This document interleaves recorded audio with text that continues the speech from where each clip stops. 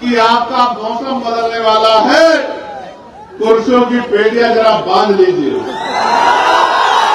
और ये हवा गवाही दे रही है कि अब हवा उत्तर प्रदेश में गरीबों की चलने वाली है, कमजोरों की चलने वाली है, बहुजन समाज के लोगों की चलने वाली है। और अब बहुजन समाज के लोग ताकतवर होके ये किसी दूसरे के हाथ बंटवारा नहीं कराएंगे। मुझसे किसी ने पूछा कल कि भाई ये जो बंटवारा हुआ इसको कैसे समझते हो? मैंने कहा कि ये बहुजन समाज के लोग बड़े सीधे हैं और ये सोचते हैं कि कोई दूसरा बंटवारा करेगा तो ईमानदारी से इनको दे देगा। मैंने एक किस्सा इनको सुनाया कि एक बार 2 बिल्लियों में रोटियों के बंटवारे को लेकर झगड़ा हो गया, तो बिल्लियों ने जिम्मेदारी दी बंदर को कि लो भाई आप हमारी रोटियों का बंटवारा कर दो। बंदर ने कहा ठीक है लिया।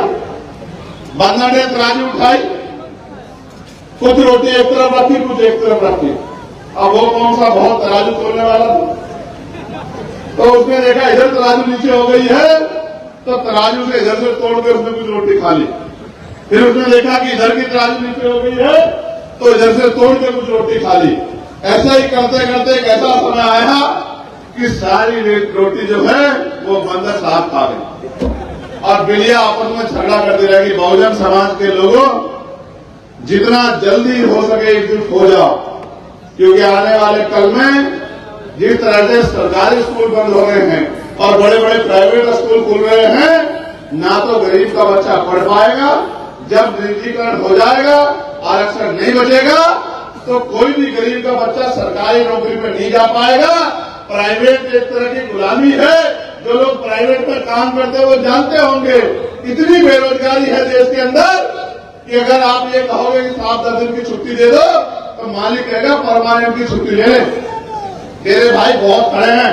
अगर आप कहोगे साहब 10 रुपए बढ़ा दो, तो कहेगा कहीं और नौकरी देख ले। प्राइवेट एक तरह का गुलामी है, सरकारी सिस्टम में अधिकार है। इसलिए मैं आपसे कहता हूं, अगर अधिकार बचाने तो तैयार हो जाओ। और हम तो सबकी लड़ाई लड़ रहे हैं। आशा बहने हो, आंगनबाड़ी बहने हो, भोजन माता बहने हो, ग्राम सेवक हो, बीएड के बच्चे हो, बीटीसी के बच्चे हो, पीआरडी के जवान हो, होमगार्ड के जवान हो, और कोई भी विभाग के लोग हो, अर्धसैनिक बल हो, पुरानी पेंशन का मामला हो या उनका मानदेय बढ़ाने का मामला हो, और तो और जो पुलिस के साथी हमारे खड़े हैं, इनके लिए भी हम लोगों ने लड़ाई लड़ने का काम किया। हमने पार्लियामेंट में इनके लिए भी आवाज उठाई कि इनकी ड्यूटी भी 8 घंटे की होनी चाहिए और बॉर्डर स्कीम खत्म करके इनको भी सप्ताह में 1 दिन छुट्टी मिलनी चाहिए। इनकी वेतन विसंगति दूर होनी चाहिए। हम तो हर व्यक्ति की आवाज उठाने के लिए पार्लियामेंट में हैं, लेकिन मैं आपसे कह रहा हूं, अगर आपका नेता नहीं तैयार होगा, आपका विधायक नहीं बनेगा, तो आपकी आवाज कोई नहीं उठाएगा। क्या कटहरी वालों अपनी आवाज उठाना चाहते हो, उठाना चाहते हो? बताओ तो बताओ, मदद करोगे नहीं करोगे?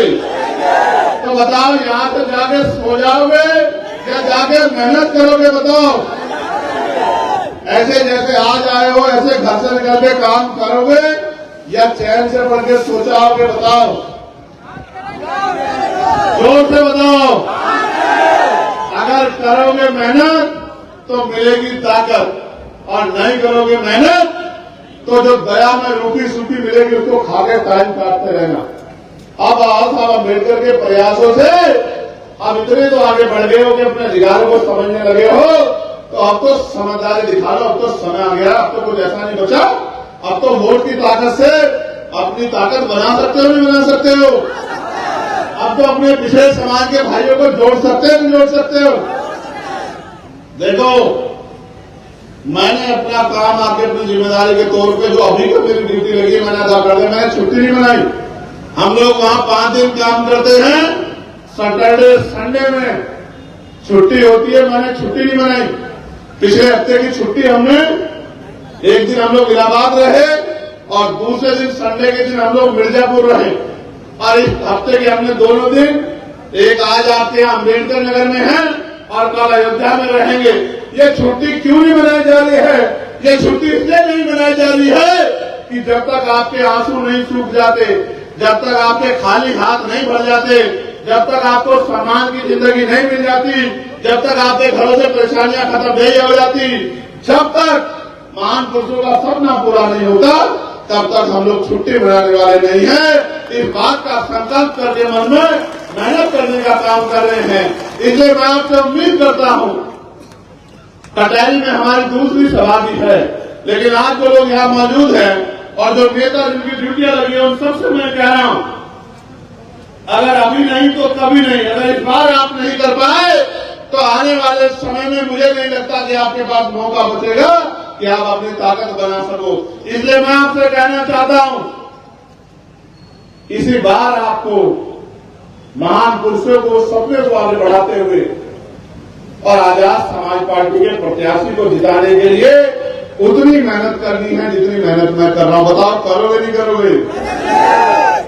दोनों हाथ ऐसे उठाओ, मुट्ठी बंद करके जोर से मुट्ठी बंद करो, इतनी जोर से बंद करो कि आपके हाथ में रखा हुआ सामान गिर ना जाए। बताओ ऐसे ताकत बना लोगे नहीं बना लोगे? बताओ हमारा निशान क्या है? बताओ जोर से। रुक जाओ, महिलाएं बताएंगे और कोई नहीं बोलेगा। बस बताओ अम्मा हमारा निशान क्या है? बताओ। आवाज कम आ रही है हमारी माओ की, जिनके बच्चे इतने ताकतवर हों, उनकी आवाज तो जबरदस्त आनी चाहिए। बताओ निशान क्या है हमारा? आवाज कम आ रही है, जोर से बोल के बताओ। अभी भी मेरी माँ की आवाज कम है, जोर से बोल के बताओ। आपकी आवाज नहीं आ रही है। चलो तो सब लोग बताओ क्या निशान? अभी की आवाज नहीं है, मेरी आवाज अकेले की तुमसे ज्यादा। बताओ बताओ क्या है हमारा निशान?